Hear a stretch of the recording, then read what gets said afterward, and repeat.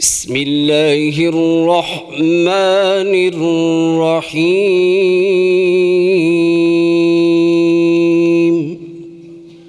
السلام عليكم ورحمة الله وبركاته.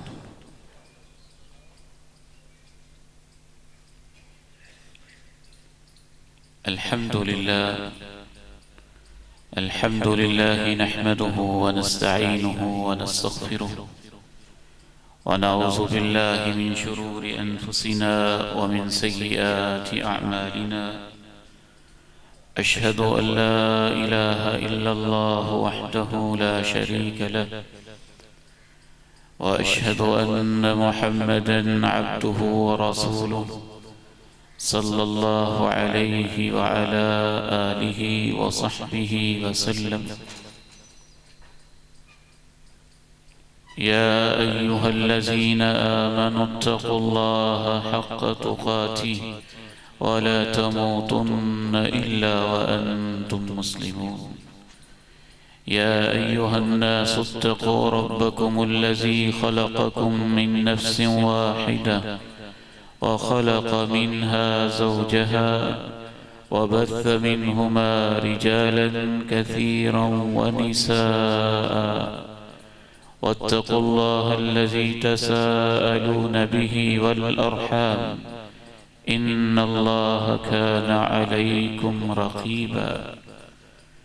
يا أيها الذين آمنوا اتقوا الله وقولوا قولا سديدا يصلح لكم أعمالكم ويغفر لكم ذنوبكم، ومن يطع الله ورسوله فقد فاز فوزا عظيما. اللهم صل على محمد وعلى آل محمد كما صليت على إبراهيم وعلى آل إبراهيم إنك حميد مجيد. اللهم بارك على محمد وعلى آل محمد كما باركت على إبراهيم وعلى آل إبراهيم إنك حميد مجيد. رب اشرح لي صدري ويسر لي أمري واحلل عقدة من لساني يفقه قولي. أما بعد، فإن خير الحديث كتاب الله، وخير الهدي هدي محمد صلى الله عليه وسلم، وشر الأمور محدثاتها، وكل محدثة بدعة، وكل بدعة ضلالة، وكل ضلالة في النار. أعوذ بالله السميع العليم من الشيطان الرجيم من همزه ونفخه ونفثه. بسم الله الرحمن الرحيم. أرأيت من اتخذ إلهه هواه أفأنت تكون عليه وكيلا أم تحسب أن أكثرهم يسمعون أو يعقلون إن هم إلا كالأنعام بل هم أضل سبيلا. وقال عز من قائل سبحانه وتعالى: أفرأيت من اتخذ إلهه هواه وأضله الله على علم وختم على سمعه وقلبه وجعل على بصره غشاوة فمن يهديه من بعد الله أفلا تذكرون.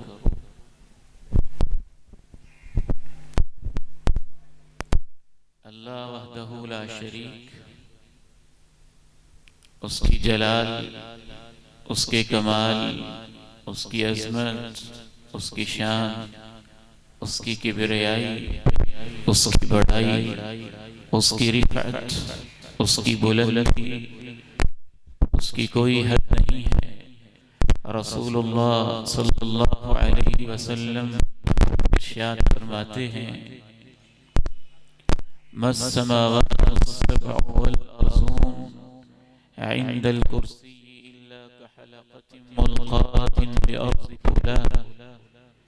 तुम्हारे सब आसमान, तुम्हारी सब ज़मीनें, सातों आसमान, सातों ज़मीनें, 14 तबक अल्लाह की कुर्सी के सामने इतने छोटे, बेवक़्त और बेहैसियत हैं जैसे एक बड़े सारे सहरा के अंदर छोटी सी कोई अंगूठी या उसका छल्ला पड़ा हो। उसके ऊपर अल्लाह का अर्श है और अल्लाह के अर्श के सामने कुर्सी इतनी ही छोटी है जितनी कायनात कुर्सी के सामने छोटी। वसिअ कुर्सियुहु अस्समावाति वल अर्ज़ वला यऊदुहु हिफ्ज़ुहुमा वहुवल अलियुल अज़ीम। उसकी कुर्सी आसमानों ज़मीन से वसी है, इनकी हिफाजत उसके लिए कुछ मुश्किल नहीं। वो बहुत बुलंद है, वो बहुत अज़मत वाला है।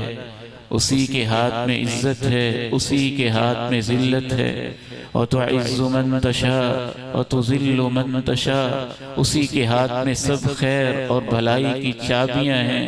बियदिकल खैर इन्नका अला कुल्लि शैइन क़दीर। वो हर चीज़ पे कादिर और क़दीर है।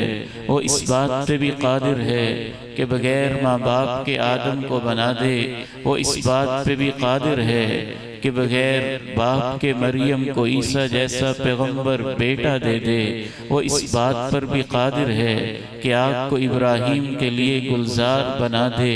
वो इस बात पे भी कादिर है कि मिट्टी की मूर्तों को इब्राहीम के लिए निशानी और मोजज़े के तौर पे जीते जागते जैसे वो चाहे परिंदे या मरे हुए परिंदों को जिंदा कर दे। वो इस बात पे भी कादिर है कि एक मट्टी को इंसान बना दे।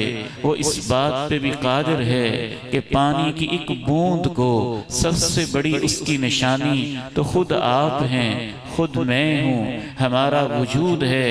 पानी की एक बेवक़्त सी बूंद जो रहमे मादर के अंदर टपकाई गई, जिसकी कोई हैसियत नहीं थी, वो कौन था जिसने पानी की बूंद को अलक़ा बनाया?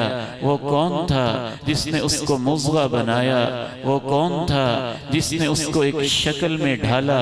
वो कौन था जिसने पानी की बूंद की हड्डियां बनाई? वो कौन था जिसने हड्डियों के ऊपर गोश्त चढ़ाया? वो कौन था गोश्त पोंछ के उस इंसान की फिर उसने उंगलियां बनाई, पोरे बनाए, लकीरें खींची, जोड़ बनाए, हाथ बनाए, इनकी हरकतें बनाई? वो कौन था जिसने आंखें सजाई, पलकें लगाई, भवें लगाई? 1 million 13 million 1 crore 30 lakh light receptors लगाए, सर के ऊपर अनगिनत बाल रख दिए। तबारकल्लाहु अहसनुल खालिकीन। बाबरकत है अल्लाह जो सबसे खूबसूरत पैदा करने वाला है। उसकी अज़मत, उसकी किबरियाई, उसी के लिए जीना, उसी के लिए मरना, उसी के लिए उठना, उसी के लिए बैठना, उसी के लिए मोहब्बत, उसी के लिए नफरत, उसी के लिए मेहनत, उसी के लिए हर जिंदगी का काम बंदाए मोमिन की यही शान होती है। वज्जहतु वज्हिया लिल्लज़ी फ़तरस समावाति वल अर्ज़ हनीफ़ा वमा अना मिनल मुशरिकीन। अल्लाह के पैगंबरों की यही शान रही है, सहाबा का यही मकाम रहा है, औलियाउल्लाह का, उलमाए हक का जिंदगी का हमेशा यही मिशन रहा है। उसकी पहचान नसीब हो जाए तो फिरौन जैसे बादशाह की भी इंसान की निगाहों में कोई औकात नहीं रहती। उसकी पहचान और मारिफत नसीब हो जाए तो आसिया जैसी एक नाजुक औरत, नर्मो नाजुक बदन रखने वाली भी फिरौन के सामने डट जाती है और कलमा हक कह देती है, जिससे वो छिन जाता है, उससे सब कुछ छिन जाता है। उसके साथ शिरक करना कायनात की सबसे बड़ी गुमराही।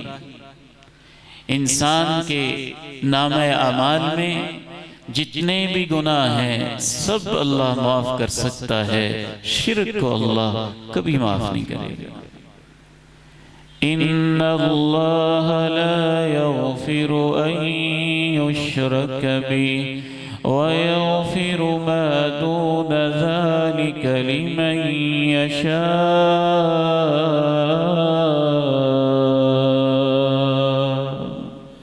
यकीनन अल्लाह ये माफ नहीं करता कि उसके साथ शिर्क किया जाए, इसके अलावा जो चाहता है वो माफ कर देता है।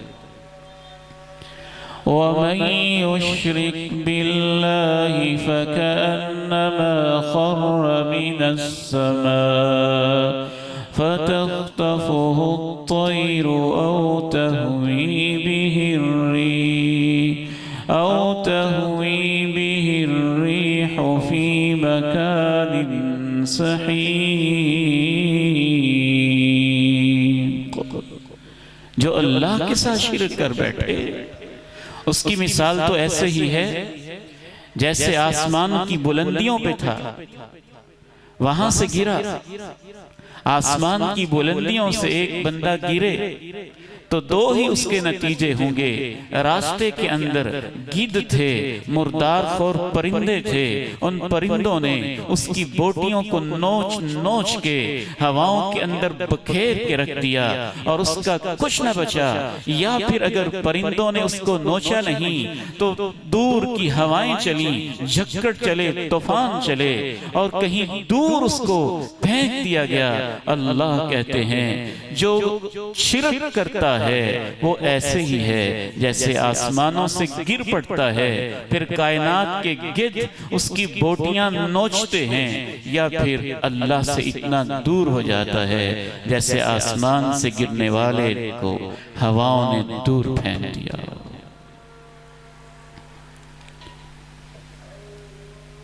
शिर्क की बहुत सारी किस्में रही, उनमें से चंद एक आज के खुतबे जुमा में मैं आपके सामने रखूंगा।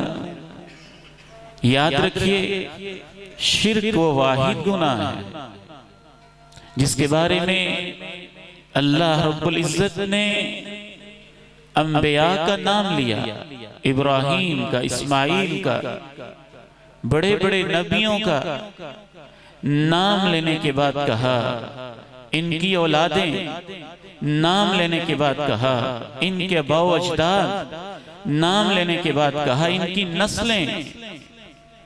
गोया सारे अंबिया उसमें आ गए और उनकी सारी औलादें भी आ गई। ये सब के नाम लेने के बाद कहा वलौ अशरकू लहबित अन्हुम मा कानू यअमलून, अगर वो भी शिर्क करते तो उनकी जिंदगी की सारी मेहनतें जाया हो जाती।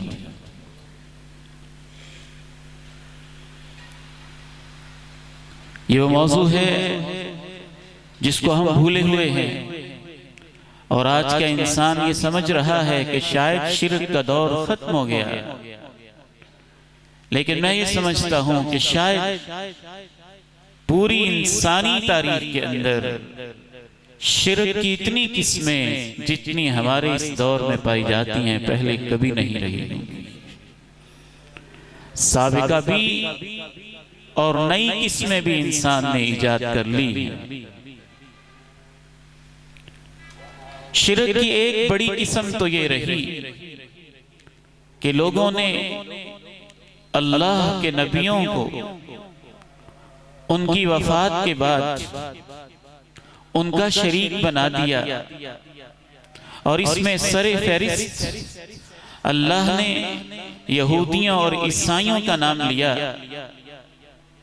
अल्लाह के अंबिया जनाबे ईसा अलैहिस्सलाम का क्या मकाम है और क्या शान है। जब उनकी वफात तो ना हुई, अल्लाह ने उनको ऊपर आसमानों की तरफ उठा लिया। जब आसमानों की तरफ उठा लिया गया तो ईसाइयों ने उनके बारे में मुख्तलिफ अकीदे घड़े, हत्ता कि उनकी वालदा सैयदा मरियम की भी मूर्तियां बनाई, उनको हाजात और मुश्किलात के लिए पुकारा क़यामत के दिन अल्लाह जनाब ईसा को अपनी अदालत में खड़ा करके पूछेंगे, व इज़ क़ाल अल्लाहु या ईसा इब्न मरियम, ए मरियम के बेटे ईसा, अअंत क़ुल्त लिन्नास इत्तख़िज़ूनी, क्या तुमने लोगों से कहा था कि तुझे व उम्मिया और तेरी माँ को इलाहैन मिन दूनिल्लाह, अल्लाह के सिवा दो किस्म के माबूद बना लें। गोया कि इस आयत मुबारका से साबित होता है कि इंसानों ने अंबिया को भी अल्लाह के इख्तियारात में शरीक बना दिया। अंबिया के नाम पे सूरतें, मुजस्समे, बुत बनाए, और बाज लोगों ने अंबिया की कब्रों को, उनके खास उन मकामात को जहां उनके मुबारक जिस्म थे, उन मकामात की इबादत और पूजा शुरू कर दी।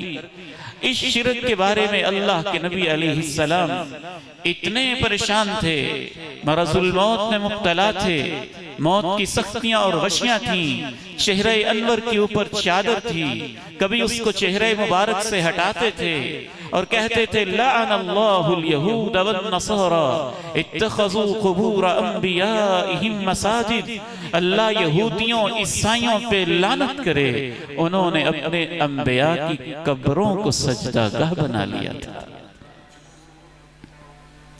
दूसरी किस्म ये रही कि अंबिया की जो औलादें थी, जो सालिहीन थे, जो नेक लोग थे, सबसे पहला शिरक ऐसे ही शुरू हुआ जब वो दुनिया से चले गए। शैतान उनके फॉलोअर्स, मुत्तबईन के पास आके कहने लगा कि तुम्हें अब इबादत में लज्जत नहीं आती।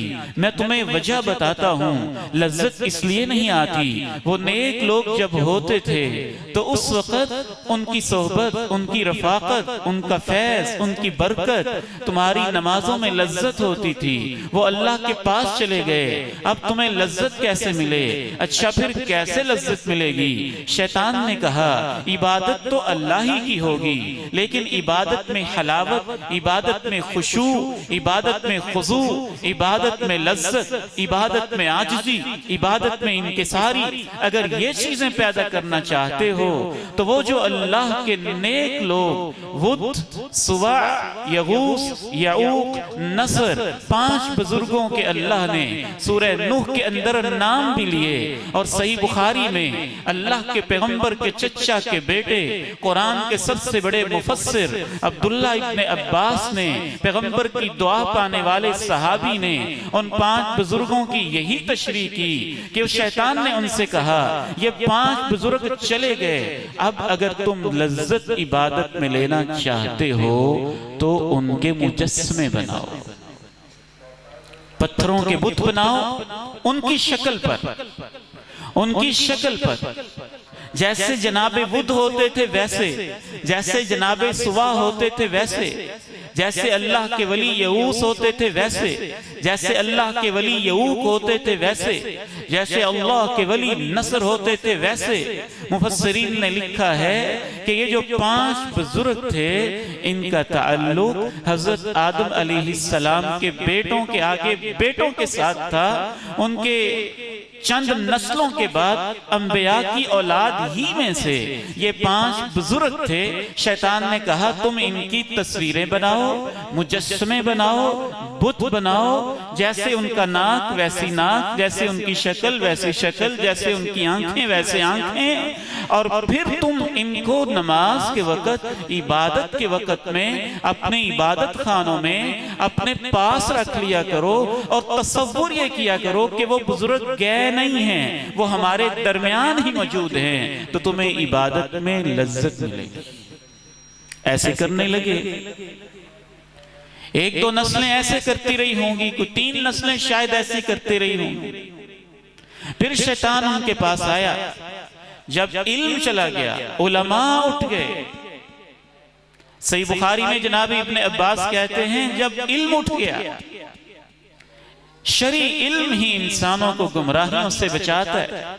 जब इल्म उठ गया, शैतान फिर उनकी नस्लों के पास आके कहने लगा, तुम भूले हुए हो, तुम्हारे असल दादा और तुम्हारे असल माबूद और तुम्हारे बुजुर्ग तो इन बुतों को ही पूजा करते थे, लिहाजा वो उनको पूजने लगे। दुनिया में जितने भी बुत पूजे गए, दो वजहों से पूजे गए। वो सारे के सारे बुत सिर्फ आम तस्वीरें नहीं थीं, खास बुजुर्गों के नाम की यादगारें थीं, उनकी शक्ल के ऊपर बनाई गई थीं। और शैतान ने दुनिया के ज़हीन इंसानों को इस गुमराही के अंदर मुब्तला किया था कि असल में तुम पत्थर को नहीं पूजते हो, ये पत्थर तो फलां अल्लाह के पैगंबर की नस्ल के बुजुर्ग का बना हुआ है। जब तुम इससे दुआ करते हो तो उसकी रूह इसके अंदर आ जाती है, वो तुम्हारी दुआ को सुनती है और उसकी रूह तो अल्लाह के पास है, अल्लाह को तुम्हारी फरियाद पहुंचा देती है। और जो कुंदज़ीन गबी किस्म के लोग हैं वो पत्थरों को बराह रास्त भी पूजते थे। तीसरी किस्म, आज आप खुद गौर करें, आपके दाएं बाएं इस किस्म की कौन कौन सी शिरक की सूरतें पाई जा रही, गली गली महल्ले महल्ले के अंदर। और तो इस उम्मत की बदनसीबी ये है कि मुझे कभी कभी महसूस होता है शायद वो हमसे समझदार थे, उन्होंने तो अंबिया की कब्रों को या फिर औलिया के मुजस्समों और उनकी तस्वीरों को पूजा था। इस उम्मत के अंदर तो बदनसीब भी हैं जो औलिया और नेक लोगों की सिर्फ तस्वीरें ही नहीं, उनके घोड़े भी नहीं, वो तो उनके जाने के साथ या उनकी जिंदगी में खत्म हो गए। उनकी याद में घोड़ों को भी पूछने लग गए, उनके सुमों को और उनके निशानात कदम को भी पता नहीं क्या कुछ समझने लग गए। और आप कहते हैं कि उम्मत से शिर्क खत्म हो गया। सोशल मीडिया ने तो ऐसे ऐसे पर्दे चाक किए हैं कि दिल खून के आंसू रोता है और अल्लाह का जलाल याद आता है कि अल्लाह तेरे हिल्म के क्या कहने हैं, तेरी जमीन के ऊपर तेरे साथ कैसा कैसा शिर्क हो रहा और तू उसे बर्दाश्त कर रहा है, इंसानों को मोहलत दे रहा है। शिर्क की एक तीसरी किस्म ये भी रही कि बहुत सारे लोग मलाइका को, फरिश्तों को ये समझते थे वो ऊंची हस्तियां हैं, वो अल्लाह की बेटियां हैं। और आप कभी भी ये ना समझें कि मुशरिकीन मक्का जो बुत पूजते थे वो वैसे ही पत्थर होते थे, उनमें से कुछ वैसे ही पत्थर भी होते थे, लेकिन बहुत सारे पत्थर वही थे जो इन्हीं अल्लाह के नेक बुजुर्गों की याद के तौर पे बने हुए थे। और उनका यही अकीदा था कि इन पत्थरों के अंदर उनकी रूहें आ जाती हैं, हमारी मुरादें अल्लाह तक पहुंचा देती हैं। और उन पत्थरों में वो पत्थर भी थे जो फरिश्तों के नाम पे इस तौर पे बने थे कि ये अल्लाह की बेटियों की तस्वीरें हैं, ये अल्लाह की बेटियां देवियां हैं। हम इनसे दुआ करेंगे तो ये देवियां, ये अल्लाह की बेटियां अल्लाह को बहुत प्यारी हैं, अल्लाह अपनी बेटियों की बात नहीं मोड़ता है, ये हमारी सिफारिश अल्लाह के सामने करेगी और हमारी मुरादें पूरी हो जाएंगी। सूरह नजम में शिरक की इस किस्म का तफसीली तज़किरा है। तो पहली किस्म शिरक की ये रही कि अंबिया को अल्लाह के शरीक बनाया गया। दूसरी किस्म ये रही औलिया को अल्लाह का शरीक बनाया गया। तीसरी किस्म ये रही फरिश्तों को भी अल्लाह का शरीक बनाया गया। और शिरक की इस किस्म को मैंने अर्ज किया, आप घर जाके पढ़िएगा, सूरह नजम में अल्लाह ने तफसीली इसका बयान भी किया। अलकुमुज़्ज़करु वलहुल उन्सा तिल्का इज़न क़िस्मतुन ज़ीज़ा इन हिया इल्ला अस्माउन सम्मय्तumuहा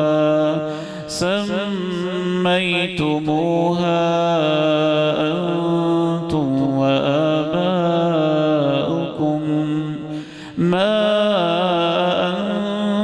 अल्लाह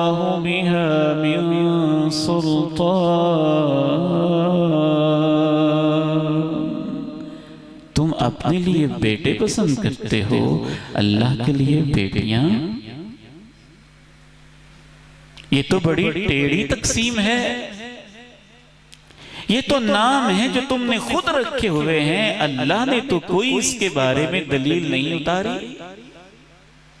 शिरक का सबसे बड़ा रद्द कुरान मजीद की इस आयत के अंदर भी उसका एक हिस्सा पाया जाता है कि जो भी कहता है कि अल्लाह फुला फुला भी उसका शरीक है, उससे कहें कुरान में कहां लिखा हुआ है?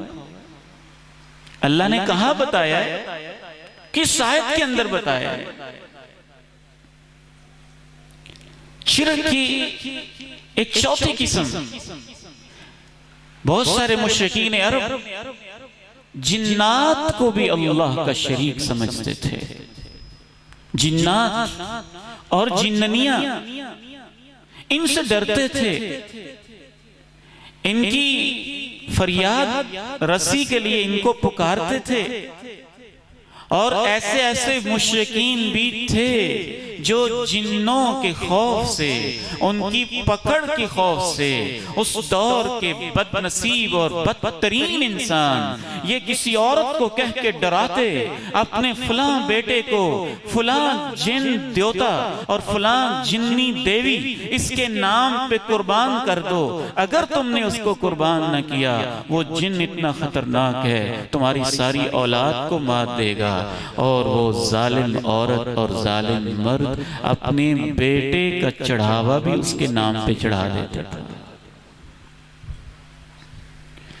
वकज़ालिक ज़य्यना लिकसीरिम मिनल मुश्रिकीन क़त्ल औलादिहिम शुरका।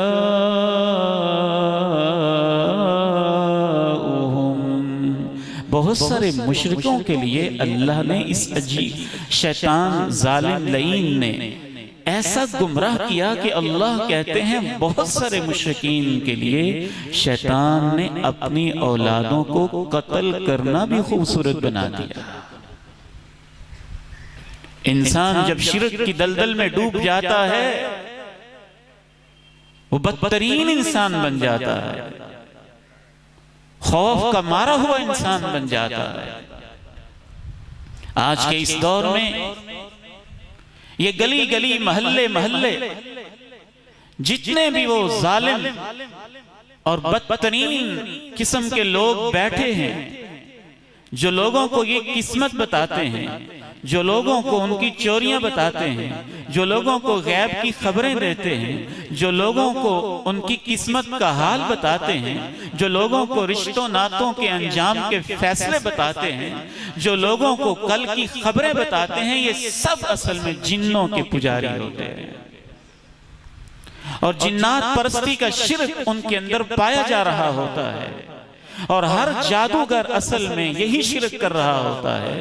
वो जब तक जिन्नों को अल्लाह के बराबर या अल्लाह का हिस्सेदार नहीं कहता है, जिन्न उनका काम नहीं करते।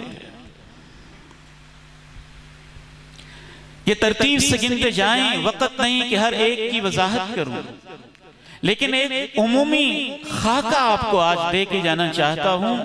और एक किस्म पे आखिर में हम तफसीली गुफ्तगू करेंगे, रुक के ठहर के तसल्ली से करेंगे। पहला शिर्क कायनात में ये हुआ कि अल्लाह के अंबिया को अल्लाह का शरीक बना दिया गया। किसी ने अल्लाह के बेटे कह दिया, किसी ने उसकी शक्ल के मुजस्समे बना दिए। और आज जो शख्स भी किसी नबी के बारे में अकीदा रखता है कि वो अल्लाह के नूर में से नूर हैं, वो इस लिहाज से शिर्क ही कर रहा होता है। दूसरी किस्म का ये शिर्क रहा कि अंबिया की औलादों को, औलिया को, नेक लोगों को अल्लाह के बराबर कर दिया गया। तीसरी किस्म का ये शिर्क रहा कि इंसानी तारीख में फरिश्तों को अल्लाह की बेटियां कह के उनको अल्लाह का शरीक बना दिया गया।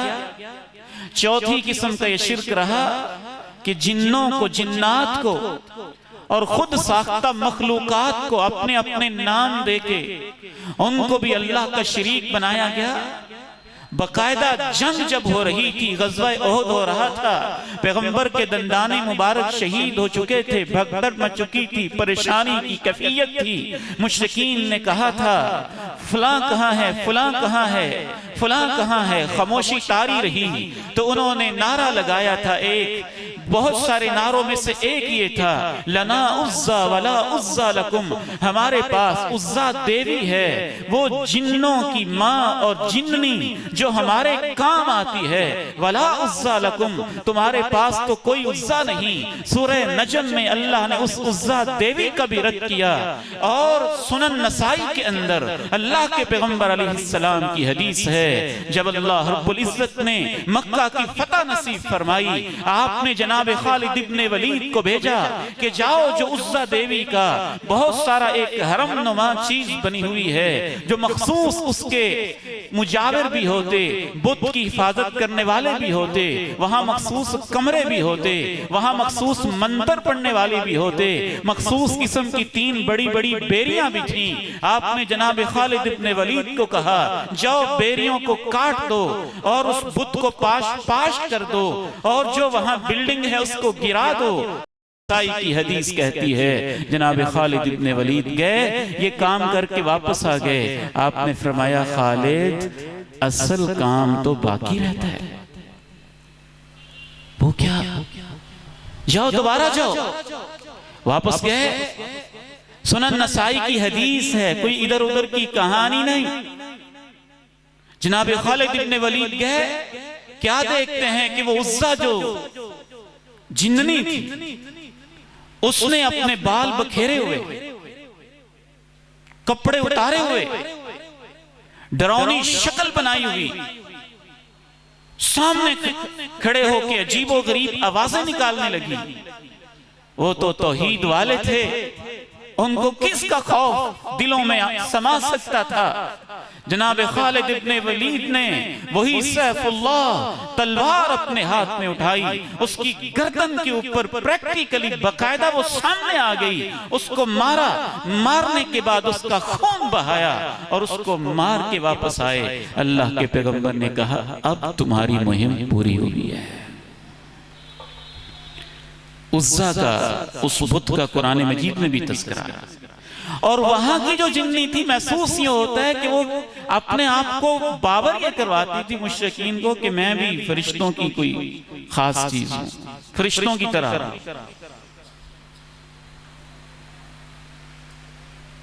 और कुरान मजीद ये भी बयान करता है कि जैसे वो फरिश्तों को अल्लाह की बेटियां कहते थे, जिन्नात और जिन्नियों के बारे में कहते थे, ये भी अल्लाह के रिश्ते में कुछ लगते हैं। वजअलू बैनहु व बैनल जिन्नति नसबा, उन्होंने अल्लाह और जिन्नों के दरमियान रिश्तेदारी घड़ दी।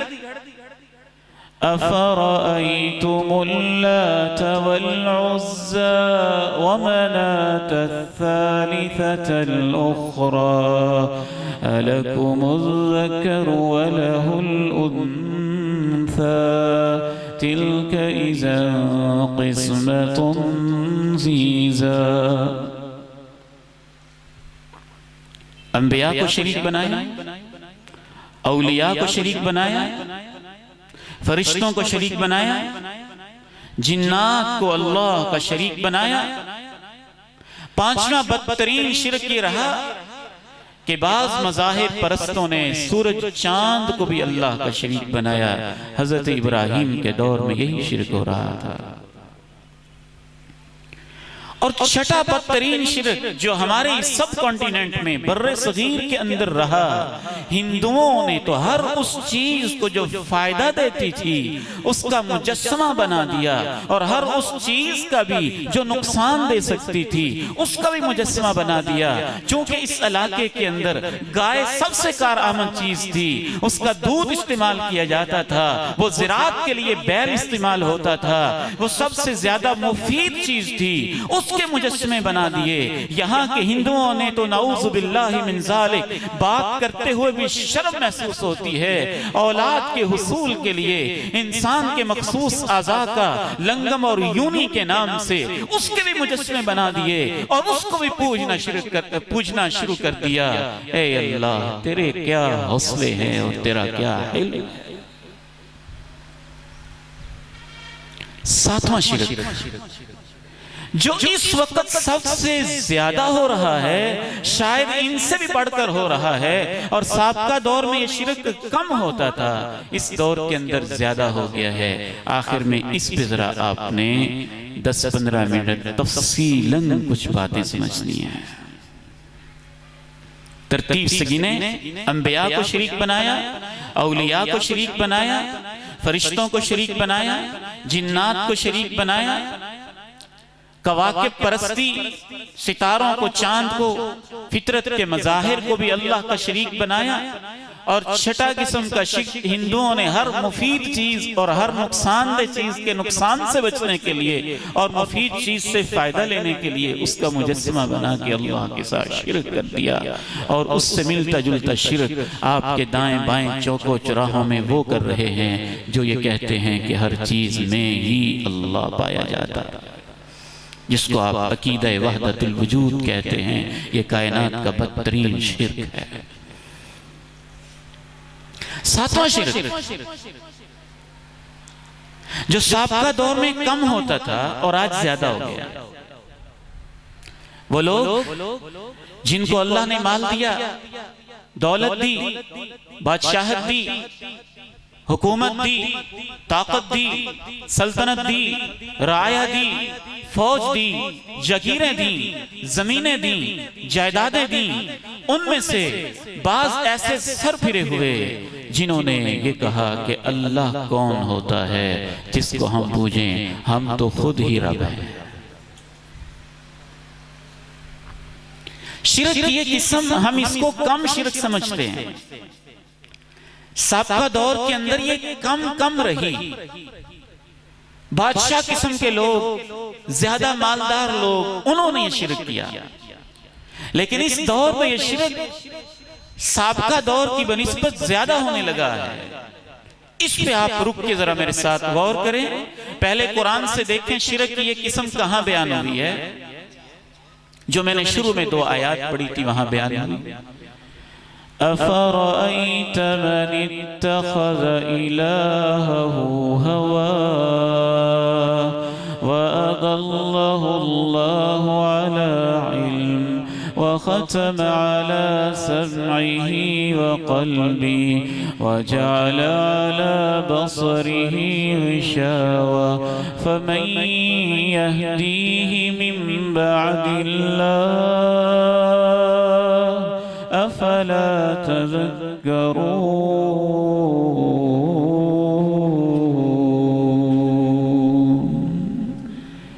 मेरे महबूब, कितनी हैरानी वाला रवैया है उस शख्स का जिसने अपने आप को ही माबूद बना लिया। इलाहहू, वो ला इलाहा इल्लल्लाह भी याद रखिए। इलाहहू, उसने अपना इलाह बना लिया। हवाहू, अपने ही ख्वाहिशों, अपने ही नफ्स को, अपने आप को। और अल्लाह ने उसको गुमराही के लिए आजादियां दे दी। हालांकि वो असल हकीकत जानता भी है कि वो क्या है। ऐसे शख्स के दिल पे अल्लाह ने मोहर लगा दी, कानों पे मोहर लगा दी और उसकी आंखों पे भारी पर्दे डाल दिए। इसने अल्लाह को छोड़ा हुआ है। अब इसको हिदायत कौन दे सकता है? तुम होश क्यों नहीं करते हो? सूरह कहफ का ये मकाम खुसूसन आप घरों में जाके पढ़िएगा और यहां शिरक की इस किस्म को ढूंढिएगा। क्या अजब अंदाज में अल्लाह रब्बुल इज्जत ने शिरक की इस किस्म का सूरह कहफ के अंदर तफसीली तज़किरा किया। अल्लाह रब्बुल इज्जत ने ये जो सूरह कहफ की आयत है, इसलिए मैंने खोल के स्पेशली सामने रखी है कि आपने इसका मुताला करना है। पूरे 2 रुकू हैं शिरक की इस किस्म के ऊपर। सूरह कहफ 15वां पारा है, आयत नंबर 32 से शुरू हो जाएं और दूसरे रुकू तक, एंड तक पढ़ते जाएं 53 तक। तकरीबन ये 20-21 आयत है। एक मालदार आदमी है, उसके 2 बाग हैं बड़े खूबसूरत, और 2 बागों से वो 3 फसलें उठाता है। शायद ऐसे आज भी इंसान नहीं कर रहे होंगे। ये इतना मालदार, इतना ज़हीन है। 2 बागों से जमीन एक है, फसलें 3 किस्म की उठाता है। किनारे किनारे पे उसने खजूरें लगाई हैं। लगता है कोई पहाड़ी इलाके का बड़ा जागीरदार है।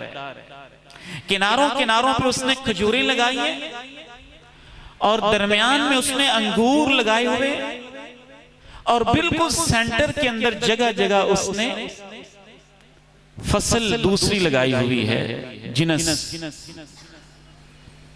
जैसे हमारे यहाँ गंदम वगैरह होती है, इस तरह की जिनस भी लगाई हुई है। उसका एक दोस्त है, वो ईमानदार है और ये मुशरिक है।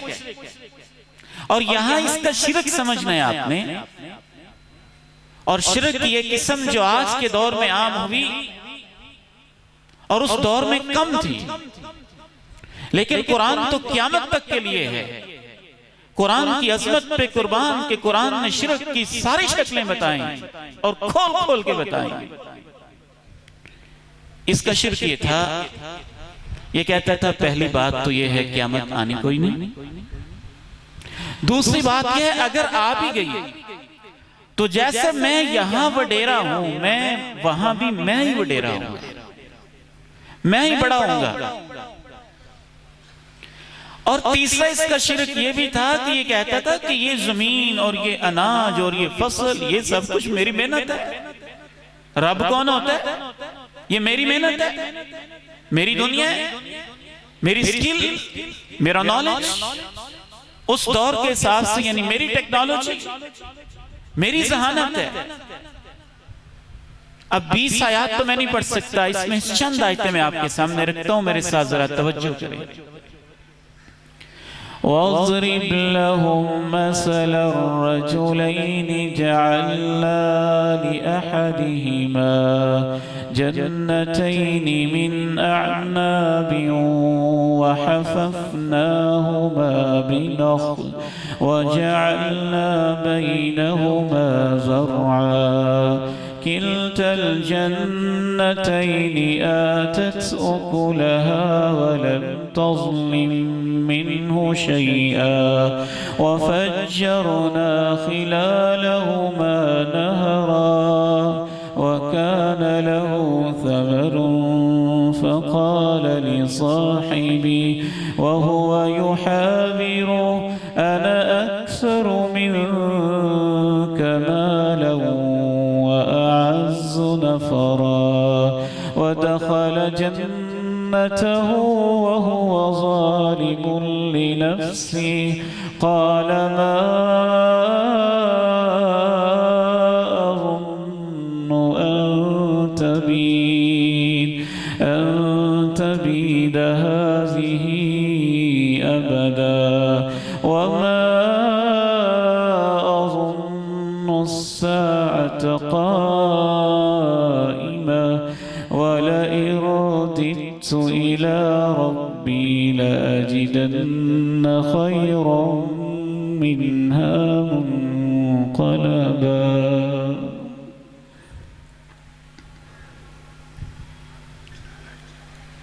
इस सियाक़ो सबाक़ में 2 जगह पे इसके ऊपर शिर्क का हुक्म लगाया गया है। एक, उसके मोमिन साथी ने उसको कहा लौला इज़ दख़लत जन्नतक क़ुल्त मा शा अल्लाहु ला क़ुव्वत इल्ला बिल्लाह।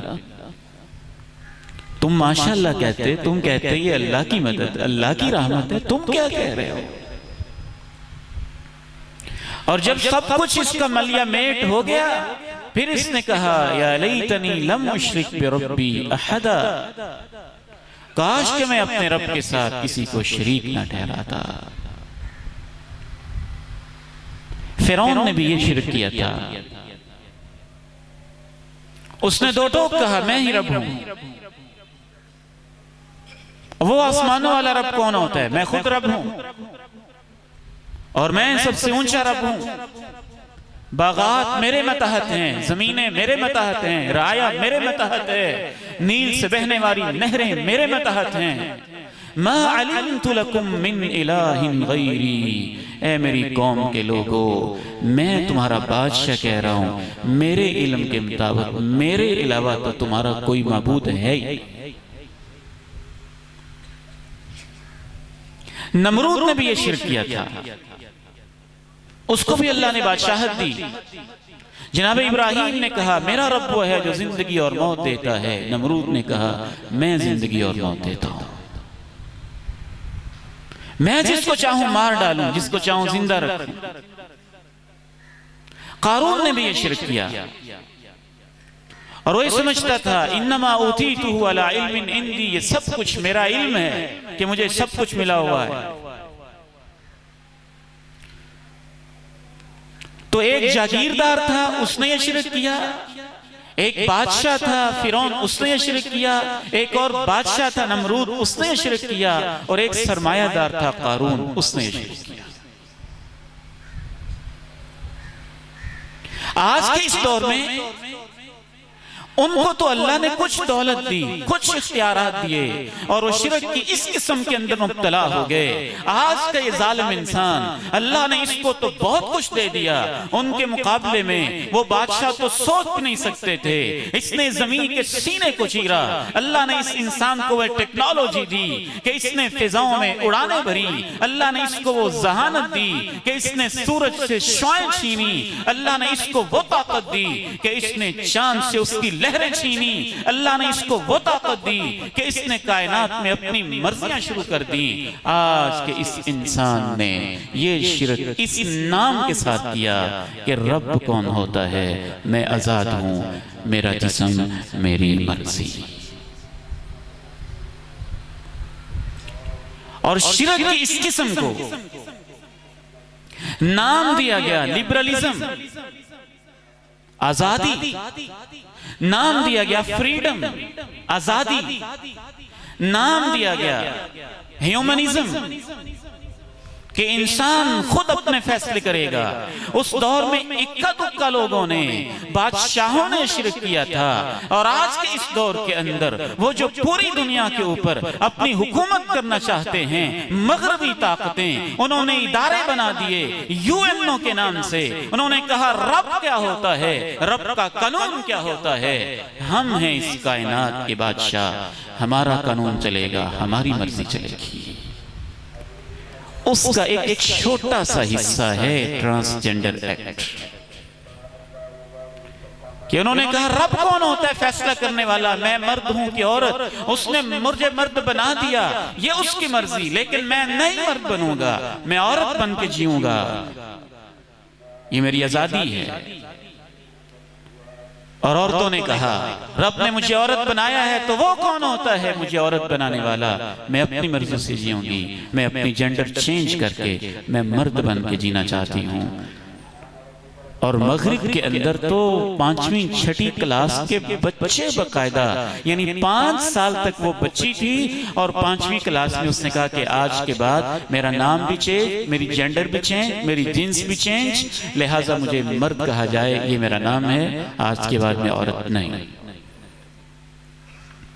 3री 4थी क्लास के बच्चे, 7वीं 8वीं के बच्चे, ये लिबरलिज्म बदतरीन शिर्क है अल्लाह की जात के साथ।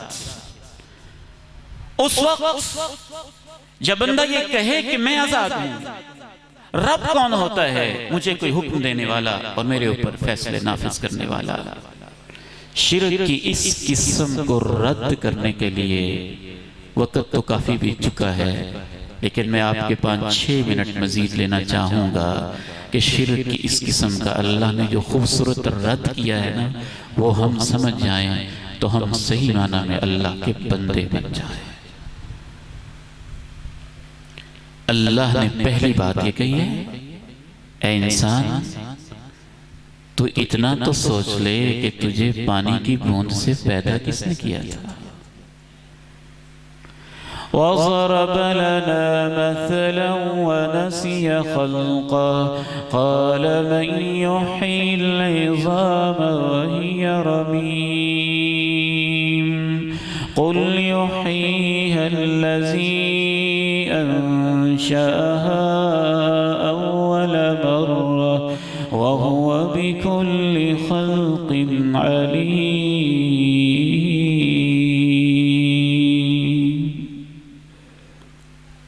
इंसान हमारे सामने बोलता है, ये भूल ही गया पैदा कैसे हुआ।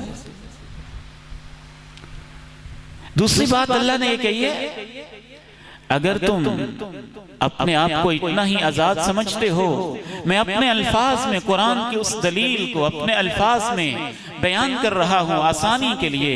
रब ने कहा अगर तुम इतने ही लिबरल, इतने ही आजाद हो और इतने बड़े मुशरिक हो कि खुद तुमने अपने आप को मेरे मुकाबले में पेश कर दिया है, तो जब तुम बचपन से लड़कपन में जाते हो, लड़कपन से जवानी में जाते हो, जवानी से उधेड़ उम्र में जाते हो, उधेड़ उम्र से फिर सटपटाए हुए बुढ़ापे में जाते हो, फिर बुढ़ापे के अंदर जब तुम्हारे चेहरों पे झुर्रियां पड़ जाती हैं, जब तुम्हारी कमर झुक जाती है, जब तुम्हारी पलकें ढीली हो जाती हैं, जब तुम्हारी आंखें बिनाई से महरूम हो जाती हैं, जब तुम्हारे कदम चलने से आजिज हो जाते हैं, जब तुम इतनी ताकतों के बावजूद अपने चेहरे की झुर्रियां रोक नहीं सकते हो, अपने मिटते हुए हाफिजे को रोक नहीं सकते हो, डलती हुई जवानी को थाम नहीं सकते हो, तुम्हें होश करनी चाहिए, तुम कैसे आजाद हो गए। वमन नुअम्मिरहु नुनक्किसहु फिल खल्क़ अफला याक़िलून। हम जिसको लंबी उम्र देते हैं उतना ही उसको उल्टा करके रख देते हैं, ये फिर भी अकल नहीं करते। वो एक जनरल होता था, यूं मुक्के दिखाता था, आज बेचारा अस्पतालों में कैसे एड़ियां रगड़ रहा है। लोग हैं कि इबरत हासिल नहीं करते, लोग हैं कि नसीहत हासिल नहीं करते।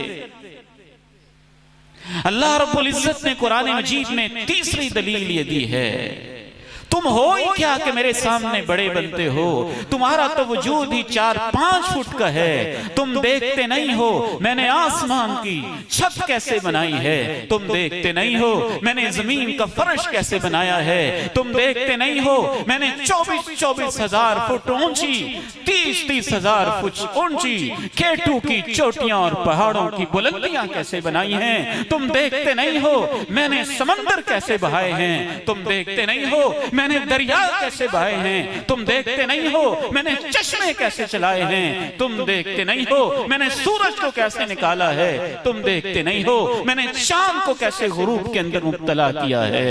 इतनी बड़ी कायनात के रब के सामने तुम अपने आप को आजाद कहते हो, शर्म तुमको मगर नहीं आती। أأنتم أشد خلقا أم السماء بناها رفع سمكها فسواها وأغطش ليلها وأخرج ضحاها والأرض بعد ذلك دحاها أخرج منها ماءها ومرعاها والجبال أرساها متاعا لكم ولأنعامكم। एक गंदा सा कीड़ा आपके इलाहाबाद की किसी गंदी नाली से उठ के वक़्त के किसी बादशाह के सामने कहे ना कि मैं तेरे आज़ाद हूँ और मैं तेरा मुकाबला कर सकता हूँ, जितनी काबिल तअज्जुब उसकी हरकत है, उससे ज़्यादा ज़लील हरकत आज के उस इंसान की है जो अल्लाह को कहता है मेरा जिस्म मेरी मर्ज़ी। वो तो कीड़ा फिर भी आपके जिस्म पे चढ़ जाए तो आपको तकलीफ होती है, और ये इंसान तो सब मिल के अल्लाह का क्या बिगाड़ सकते हैं। चौथी दलील, अल्लाह ने इन लिबरल लोगों को और आजादी के इन मुतवालों को और रब से आजादियां रब से आजादियां, मेरा जिस्म मेरी मर्जी का नाम लेने वाले। और याद रखना सिर्फ ये काफिर लोग ही नहीं हैं, हम में से बहुत सारे बेचारे, हमारे मुआशरे के नौजवान बेटे भी शिरक की इस किस्म के अंदर मुब्तला हो चुके हैं, जिन्होंने पूरी जिंदगी रब को कभी सजदा नहीं किया है, जो 6-6 घंटे सोशल मीडिया पे जागते हैं और 2 रकअत उनको नसीब नहीं होती हैं, जो किसी थिएटर में किसी दोस्त के साथ और किसी पिकनिक पॉइंट के ऊपर तो महीनों का सफर तय कर लेते हैं, और अल्लाह को पूरी जिंदगी सजदे की उन्हीं तौफीक मुयस्सर नहीं आती है। वो भी तो जुबाने हाल से अपने आप को अल्लाह के मुकाबले में आजादी कहते हैं ना। अल्लाह ने चौथी दलील ये पेश की कि तुमसे पहले भी थे जो अपने आप को आजादी कहते थे, जरा उनका अंजाम तो सोचो क्या हुआ था। फिरौन कैसे गौते खा के मरता रहा, वो अपने आप को रब्बे आला कहता था। नमरूद कैसे मच्छर के जरिए अल्लाह ने उसको जलील किया, वो भी अपने आप को रब ही कहता था। कौमे लूत कैसे अल्लाह ने उनके ऊपर पत्थरों की बारिशें बरसाई और उनकी बस्ती को उल्टा के पटक के रख दिया, वो भी अपने आप को लिबरल और आजाद कहते थे। उनके अंजाम पे तो गौर करो। और आखिरी दलील 5वीं अल्लाह ने इन लिबरल लोगों को रद्द करने के लिए दी, अगर तुम इतने ही आजाद हो तो जब एक मंजर तुम अपनी आंखों से देखते हो, तुम सारे बैठे होते हो, तुम्हारी प्यारी और लाडली माँ तुम्हारी आंखों के सामने जा रही होती है, उसकी रूह पांव से निकली, पिंडलियों से निकली, रानों से निकली, कूले से निकली, सीने से निकली, हलक में आके यूं फंस सी गई और वो आंखें फाड़ने लगी और तुम्हें अंदाजा होने लगा कि अब माँ जाने ही वाली है। तुम्हारा बाप भी जाने लगा, बेटा जाने लगा, बेटी जाने लगी, तुम इतने ही आजाद हो और तुम्हारा कोई मालिक नहीं है, तो उसको अपने पास रख लिया करो, फिर ना जाने दिया करो। फलौला इज़ा बलगतिल हुल्क़ूम व अंतुम हीनइज़िन तंज़ुरून व नहनु अक़रबु इलैहि मिनकुम वलाकिन ला तुबसिरून फलौला इन कुंतुम गैर मदीनीन तर्जिऊनहा इन कुंतुम सादिकीन। आखिरी दलील अल्लाह ने ये दी, तुम कब तक अपने आप को आजाद समझोगे? ये कायनात खत्म हो जाएगी, सूरज गहना जाएगा, चांद बेनूर हो जाएगा, सितारे झड़ जाएंगे, पहाड़ रेजा रेजा होके बिखर जाएंगे, जमीन फट जाएगी, दरख्त नापेद हो जाएंगे, समंदरों में आग लग जाएगी। उस वक्त पूरी कायनात के ऊपर फना होगी, अंबिया मौत की आगोश में सोए होंगे, फरिश्तों के ऊपर भी फना तारी हो चुकी होगी, औलिया भी फना के घाट पे होंगे, सब के सब खत्म हो चुके होंगे, मौत की आगोश में होंगे। एक अज़मतों वाला रब सिर्फ वो बाकी होगा और वो कहेगा, बताओ ना बादशाह कौन था? वमा क़दरुल्लाह हक़्क़ क़द्री वल अर्ज़ु जमीअन क़ब्ज़तुहु यौमल क़ियामा वस्समावातु मत्विय्यातुन बियमीनी सुब्हानहु व तआला अम्मा युश्रिकून।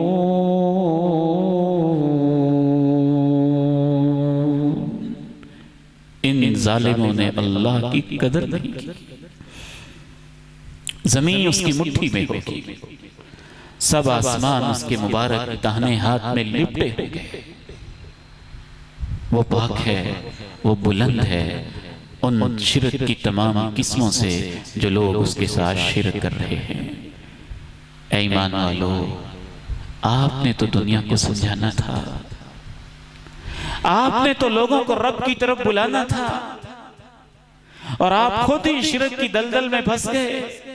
आपके सीनों में तो तौहीद की अमानत थी, आपके पास तो ला इलाहा इल्लल्लाह का कलमा सबसे बड़ी जिम्मेदारी थी।